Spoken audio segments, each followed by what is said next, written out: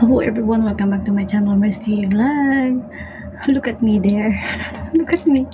I'm inside the kitchen and naglilinis kasi malapit ng mag CNY, Chinese New Year.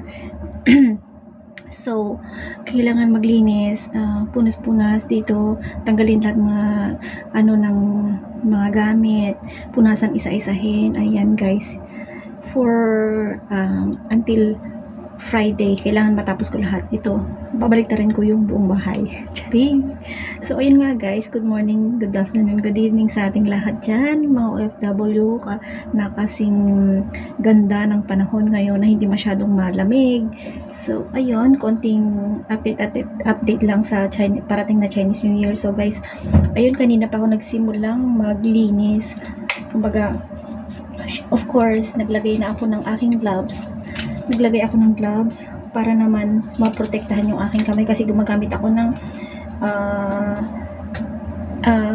disinfectant. So, ayokong magkaroon ng yung aking kamay. So, magkaroon ng So, ayun lang yung payo ko, no? Tips lang natin ng mga OFW, malapit na mag-Chinese New Year. Alam ko naman na babalik na rin ang yung buong bahay. So, kailangan nating lagay ng gloves, diba? Bago lahat, diba, syempre patuyuin muna yung kamay bago natin ipasok yung gloves, diba, para naman hindi siya mag-moisture sa loob at okay pa din, diba, para hindi masira yung ating kamay, diba? Alam niyo naman, kuskus dito, kuskus doon. So, kanina pa ako nakapag-arrange na ako guys ng mga iba. So, nabalik ko na at gumagamit ako ngayon ng humidifier. Ayan, ginagamit ko yung humidifier na yan para kumbaga hindi pagbalik ko ng mga gamit sa cabinet is hindi siya magmo-moisture. So ito yung ginawa ko guys. Ayan, natapos ko na yung part na yan. Ito natatapos ko na rin, kaya bukas pa rin yung cabinet kasi nga make sure ko siya na tuyong-tuyo sa talaga guys. Pero kanina pa yan, alam ko naman kung tuyo na siya at wala na siyang mga moisture. So, yun nga, inopen ko yung humidifier para maging safe at saka hindi mamasa-masa yung mga cabinet. So, ayun, binabalik ko na sa tamang lalagyan, sa tamang yung mga tinanggal ko kanina. So, eto nga, nagbabalik na ako. So, eto lang naman yung update ko guys, sa parating na Chinese New Year. Naglilinis na ako pa isa-isa para naman hindi ako magagahol sa ilang days na diba, kasi nga 4 days kami guys na walang work kami ng 4 days ha. Pero yung iba dyan guys is nag-work pa rin sila, pero ako kasi wala akong hindi ako exempted sa mga although kahit na kailangan ko yung pera, pero ito pa rin, naglilinis pa din nag-ano pa din na kailangan pa rin ng lumabas kasi nga syempre hindi naman babayaran yung araw ko. So, kailangan kong lumabas. Hindi ba? Ganun lang yun guys. So, ayun nga, hinaano ko kung paano ko pasok ulit yung mga pinagkukuha ko. Pinunasan ko na rin siya bago ko ulit. So, ayan nga guys. Kaya tayo relate yung mga ibang OFW dyan guys na naglilinis, ganyan, diba? Ganun lang yun guys. Kailangan natin panatilihin ng kalinisan. So, ayun. At yung mga pinagkukuha ko dito is kailangan kong alamin kung alin ba dyan talaga yung aking uunahin. So, ayun, ito to. Kailangan kong ibalik sa mga pwesto nila. Diba? Ganyan guys, kailangan tandaan natin kung saan natin kinuha. Ganun din ang pagbalik. Ayan. Kailangan ibaba ito para safe siya. Dito na lang siya. So, ayun nga guys, kailangan tandaan talaga kung saan natin kinuha yung mga gamit para hindi mahirap magbalik. So, ayun. Ganyan siya. yan nga lang yung technique ko guys. Kailangan natandaan ko talaga yun guys kung saan ko pinagkukuha yung mga bagay para naman hindi ako madito, no?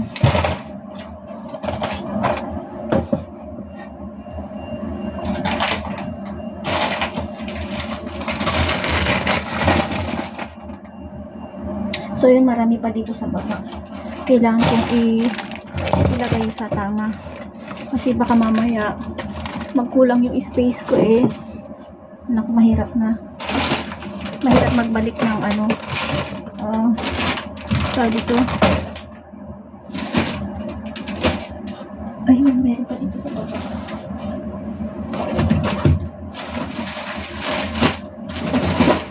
Kailangan ko lang talaga ayos na yung pwede. Yung mga pinagkukuha ko kailangan ko ibalik.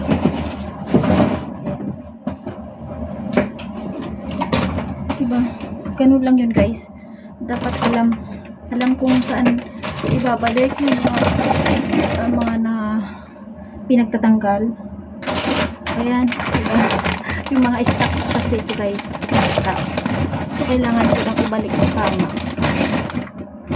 Dapat maayos siya para hindi siya hindi maglalaglagan. So ano pa ba yun? Siguro naayos ko siyang mabuti kaya ito ba?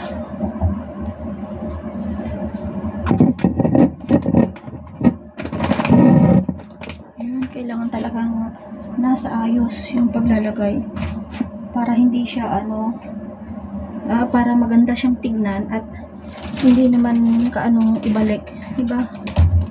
Pwede kaya dito eh.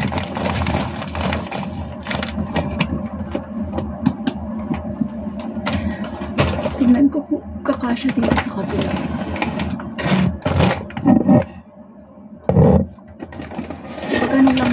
Ganun lang talaga mag-ayos guys dito. Kailangan iayos na mabuti para naman magkasya, diba?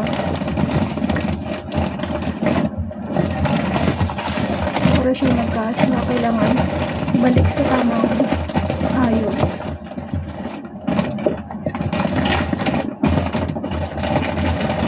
Ang galing ko kaya ito. Ayun, diba? Natakpan pala siya. Tignan ko na pagkakasya. Pag sinarado ko, ay hindi siya pa pwede. So, kailangan kong ganyan yan. Ayan. And then, ganyan.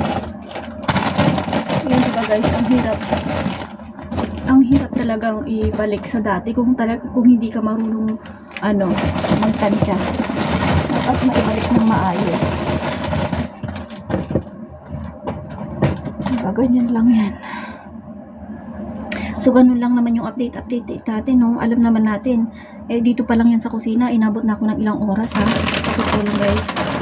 Inabot na ako ng ilang oras dito sa pag-aayos dito sa kusina. Kasi kailangan ko tanggalin lahat ng mga gamit, tanggalin. Tapos, ibalik. At ayun nga, di ba? Mahirap ibalik kung hindi ka talaga, hindi mo na yan.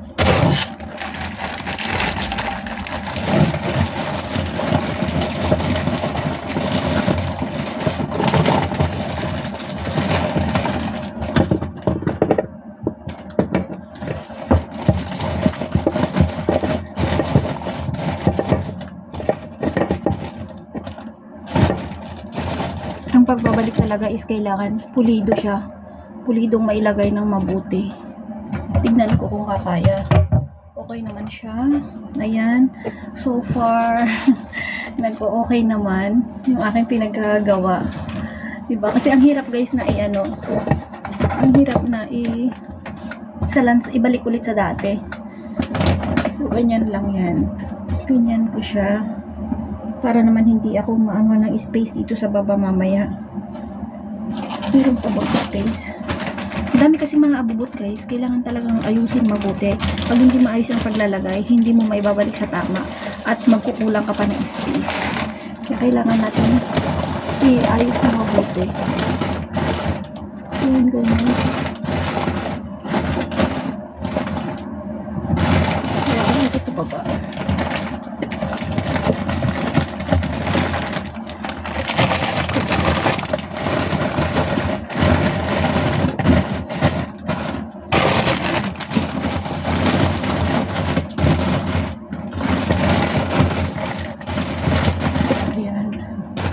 okay na siya.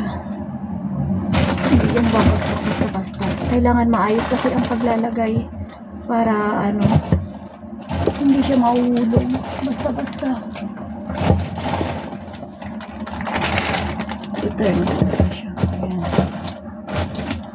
Ayan.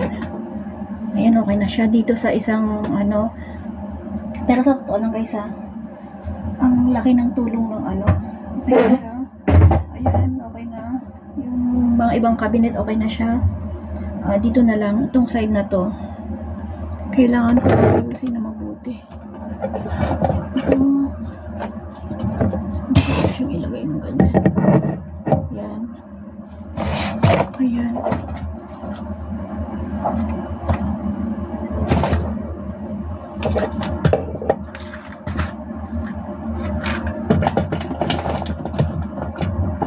Diba?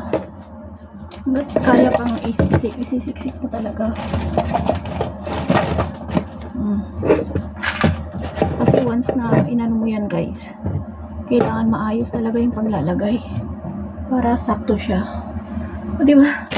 Pakita ko sa inyo guys kung ano pinagagawa ko. O diba? Siksik na yun dyan, ganyan guys.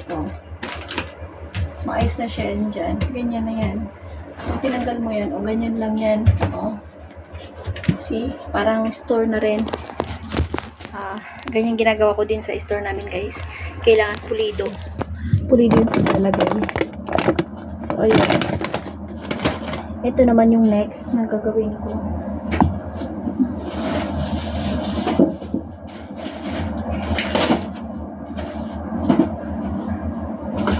Ayan. Nakita nyo naman.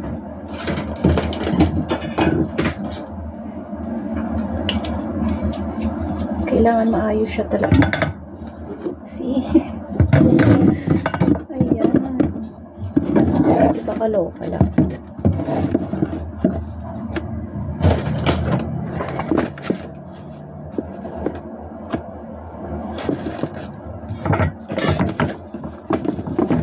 Dito lang tayo mag-ayos guys. Para naman hindi siya ano. So, ayun. Marami pang mga anik-anik dito. Kailangan ko lang maayos. Para siya nagka.